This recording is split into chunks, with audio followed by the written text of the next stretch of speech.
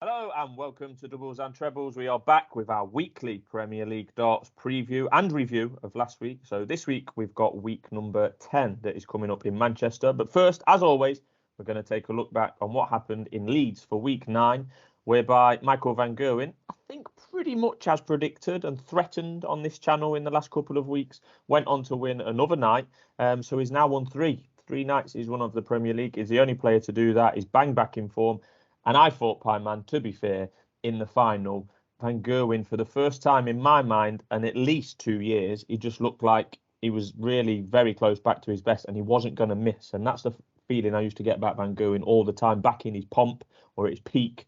He might well be another peak in his career, and you wouldn't put it past him. But that's how I felt last Thursday. He just felt like he wasn't going to miss, and he duly didn't. And he won 6-1 in the final against James Wade, averaging 103. What did you make of it? I thought Van Gerwen was very, very good.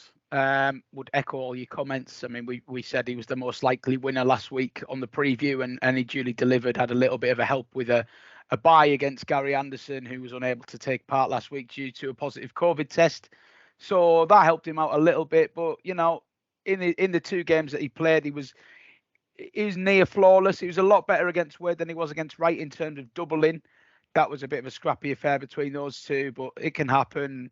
Generally, his game looks in a really, really good space. And the interesting thing for me was that James Wade didn't play badly in the final. I mean, we saw him in a final against Johnny Clayton where he was just dreadful and outclassed. But here he actually played really well, and the scoreline wouldn't tell you that. 6-1 looks really routine for Van Gerwen, but it was a really comprehensive performance. He was the worthiest winner, and I couldn't fault him really. Yeah, like you say, Van Gerwen did get a bye, and he kind of went straight into the semi-final, no warm-up, as it were. He still got the better of Peter Wright there. Snakebite, who was playing with them monstrosity of darts that are like double-barreled. He managed to get by Smith in the first round in what was probably the best quality game of the night, scoring-wise. Usual story for Michael Smith for the last 2 weeks, and beyond that probably. Scoring well, doubles not so good, so he couldn't get past Snake, and then, like you say, Snake come up short against Van Gerwen in the semi-final. And yeah, Wade again played back-to-back finals, I think, for Wade, and he's obviously playing pretty well. And but yeah, just couldn't get anywhere near Van Gerwen in the final. From the bottom half of the draw, as it were, Pieman, what did you make of the likes of Clayton, Cullen, Wade, Price, etc.? I thought that Johnny Clayton and Joe Cullen's game was a very one-sided affair. Joe Cullen just doesn't look at it at the moment to me. He looks like he's really struggling, but before this little run, he was magnificent, arguably one of the best players in Planet Darts for a sustained period of a few months. Won a TV title, was mopping up on the floor as usual, and he's been really competitive in this tournament. So I don't want to be too harsh on him, but that's 2 or 3 weeks now where he's turned in an abject performance. His doubles are nowhere to be seen, and Clayton made light work of him, to be honest, and it was almost embarrassed to celebrate at the end, Johnny Clayton. I think he knows that he came up against someone who just wasn't at the races. But yeah, I mean, look, you can only beat what's in front of you, can't you? So I would say credit to Johnny Clayton. He's looking more like his ruthless self. James Wade, we put him up as the best selection of the night. We did. Both of us, and to beat Gerwen Price 6-4. Went to a last leg, but that last leg wasn't close. Really, really impressed with the way Wade closed that game out. 140, 140, 140 in the last leg, and then cleaned up for the 12 darter to put Price to bed. Price was back on 200 and something, didn't get close to him, didn't lay a glove on him really. Wade was always the player who seemed in control of it. I guess when it goes to 5-5, you worry whether he's missed the boat, but no, really, really impressed with James Wade. And he followed that performance up again in the semi-final, where I thought he was really, really impressive against Clayton, because the game turned on a miscount from Johnny Clayton. Johnny Clayton was a mile ahead in the leg, should have left himself on a nice double, miscounted, ended up leaving 6 instead of 16. I think he thought he was coming back for double 8. Then he realised when the caller said you require 6, put 3 darts just below double 3 in a lovely straight line, and Wade came in and mopped up what he had left, his 2 darter, and that was the pivotal moment, because what should have been 3-3 was 4-2 to Wade, and he didn't let him back in from there. So James Wade, a player that's really, really impressed me the most out of everybody in the last few weeks, because he just seems to have found a little bit extra in his scoring, and he's added that to his typically clinical finishing. And while he's not won an event yet, he finds himself in the top 4 qualifying spots in the table now, which is, sorry to pander a cliche, but it's a classic Wade, isn't it? Yeah, it's significant that Pieman, like I say, the last 2 or 3 weeks he's picked up some points, and that's what you need in a league format like this. Gerwen Price, we said he was injured. He obviously still is, but to me, he didn't show much signs of the injury playing much of an effect last week. It did go to a final leg. He did average 97. So yeah, there wasn't too much wrong with Price, but yeah, we said that the 6-4 Wade was the best bet of the night, and so it turned out. With Gary Anderson not playing last week, we thought an incident might not be available as it normally is for Mr. Anderson kicking off whenever he loses. But the incident, as you rightly described, Pieman, came from Clayton with that miscount, and it did turn on that. It did turn on that, and Wade never looked back really from that point onwards. So quick update on the table then. After 9 weeks, we've got Van Gerwen at the top, as we know. He's on 22 points, 3 points clear of the next cluster, which is Clayton and Wright on 19 and 18 respectively. Then it's Wade on 13, Cullen on 12, so they're quite closely linked. And then the bottom three, as it stands, I think it's going to quite probably stay this way. Gerwen Price on 9, Michael Smith on 8, and Gary Anderson on 7. Gary Anderson obviously can't pick up points if he isn't playing. Will he be back this week? I do not know what the rules are when you've had a positive COVID test nowadays, so I have not got a clue. On to week 10, Pieman. They're over in Manchester. I think an event that we've attended before, courtesy of some hospitality from former employees, but not this year. I'll be at Newmarket and you'll be somewhere a long way down south. But yeah, week 10 in Manchester.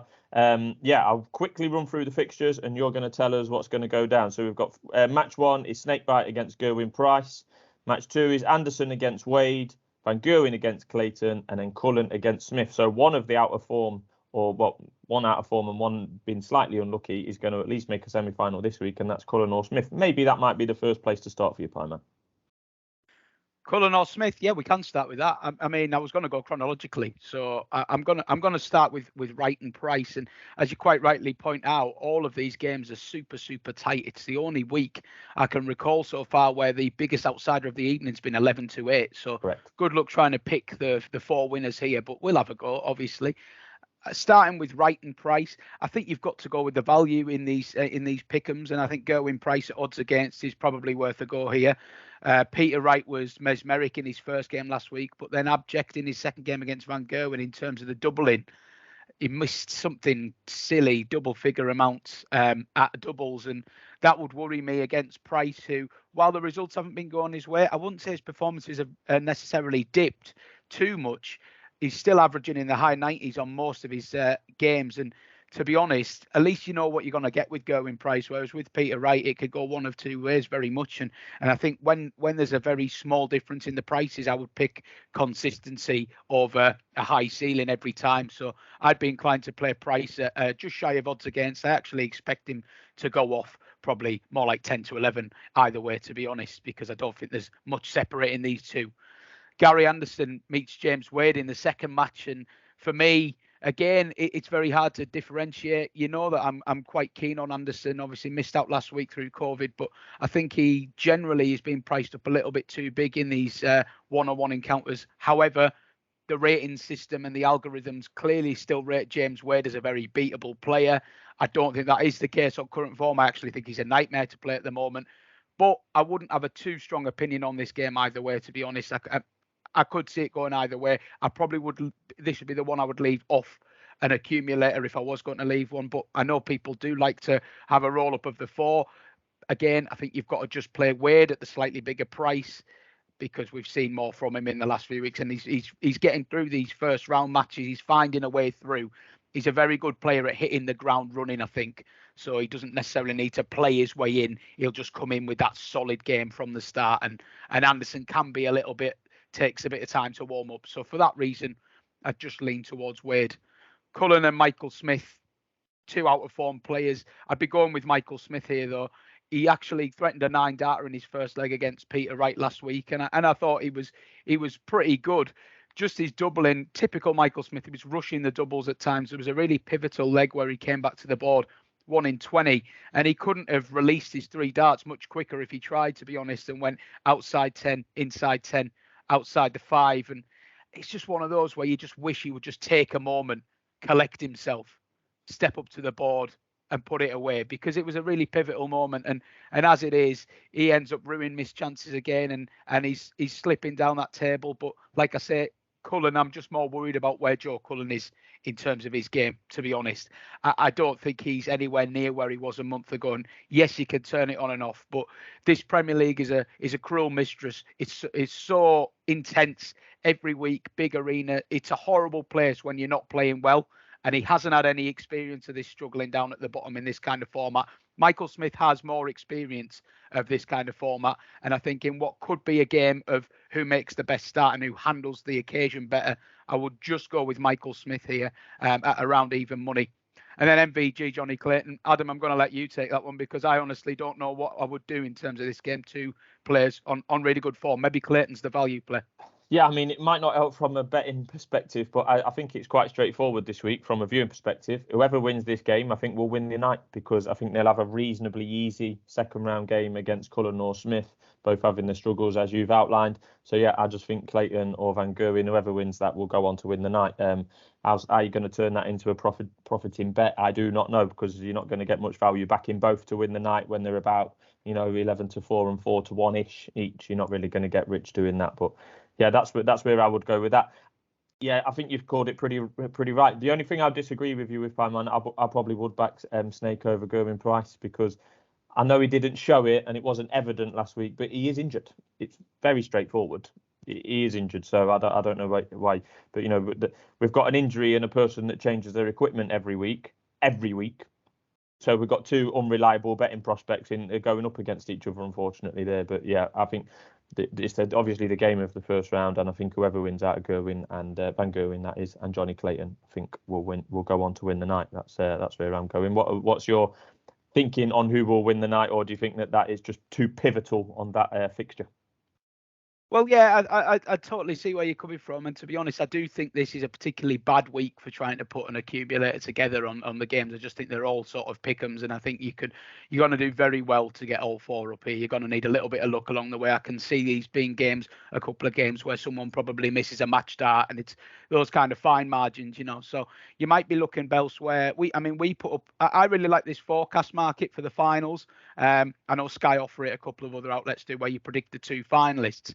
And I think we went for Clayton and Van Gerwen at 6-1 last week. It was very unlucky, really, when you think about it, because Clayton would have been a short price favourite to beat Wade when Van Gerwen was already in the final. So, it effectively traded odds on, which is something we like to do on this channel. Yeah, get things trading odds on and get them beat.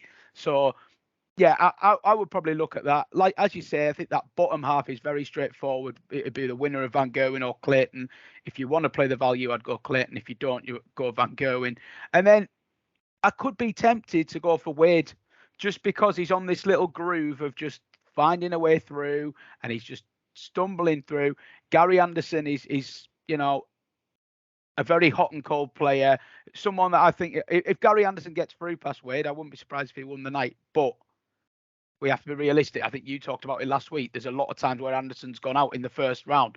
So Wade will fancy that on his current form. And then, like you say, question marks over Wright and Price in terms of will they deliver their best performance. If they don't, Wade will have too much for them on current form. So yeah, I'd be maybe inclined to play Wade and Clayton in the final forecast. And I think that would be quite a juicy price. I'll try and find you that price. Yes, see if you can get it up, Pieman. Yeah, 16-1 I'm getting here. So for a Johnny Clayton James Wade final, there's a little interest for you. This is why I dislike Wade so much from a betting perspective, because I get drawn in by him. He is playing well. The form is there. He is playing well. He's been the runner up the last 2 weeks. So he's got to be, and he's often gets underestimated in these markets, as we know. But what happens as soon as I put my money anywhere near James Wade, it'll all go to pot. Gary Anderson will win 6-0. And in fear of that happening, I then don't back him, and then he does well without my money on, and he does terrible with my money on. So I've been in this position with James Wade for years and years. While we're here, Pieman, so that is the Premier League darts covered. We're going a little bit off piste. There was a couple of Players' Championship events over the weekend at Barnsley Metrodome. Some people might have thought that the Grand National was the main event on Saturday, or some people might have thought Liverpool versus Man City was the main event on Sunday. They were wrong. The big events for the sporting calendar over the weekend were Players' Championships number 12 and 13 on Saturday and Sunday. Dirk van Dijvenbode won on Saturday.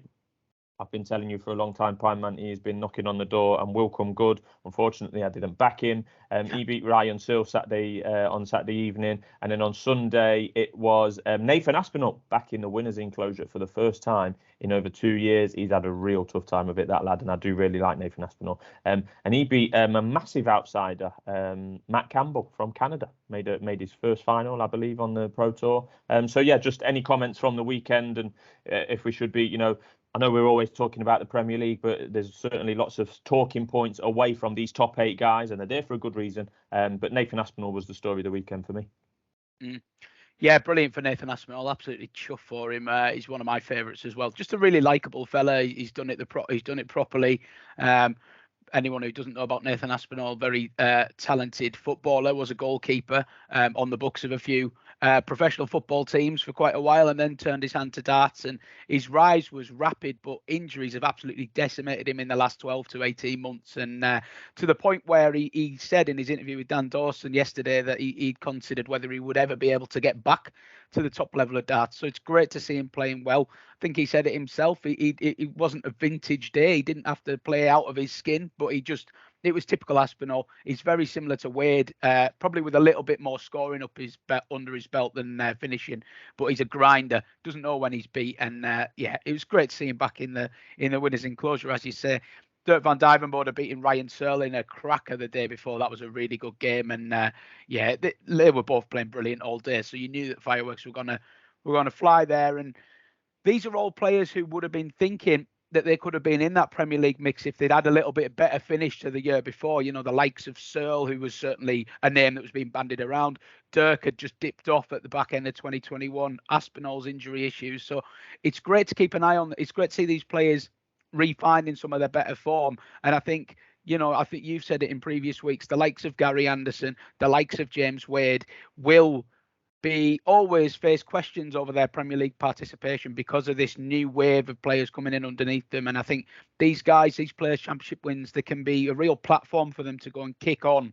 And I really want to give a mention to Damon Heta, who played fantastic. Yes, he did, yeah. Both days of the Players' Championship. Very unlucky not to get a final under his belt, and he's already had a win and a couple of finals this year. So there's another player who we're not seeing a lot of him on television, but we really have to take note of that form. He has shown that he can do it against the best. He can do it consistently. Really hoping for a big TV breakthrough from Heta this year. And I think once he gets that, there's going to be no stopping him. We could see a Johnny Clayton-like rise from Damon Heta because he's certainly got the game.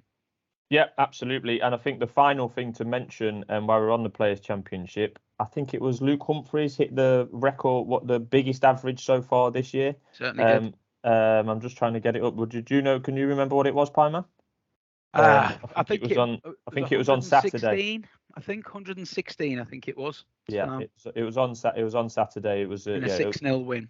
It was a monster. Put it that way. I will get it, please. Yeah, there was some fantastic 115.62 in a first round game on Saturday against Tony Martinez. Yeah, 115.62.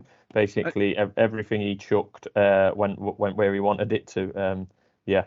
Yeah, 15 data 12 data 12, 13 12 and 14 6-0. Thank you very much. See you later.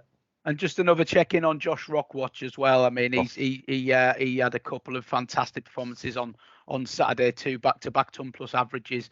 Fantastic from the 20-year-old Northern Irishman, including a stunning game with Adrian Lewis where they both averaged north of 112, 10, yeah. And Rock winning at 6-5. It was it's fantastic. Love the Pro Tour, and always want to keep an eye on Dart Connect for the stars of the future. That's it. Right, so you've had a bit of Premier League, you've had a bit of Pro Tour. That's your weekly darts update, and we'll be back again soon. So thanks for watching, and we'll speak soon.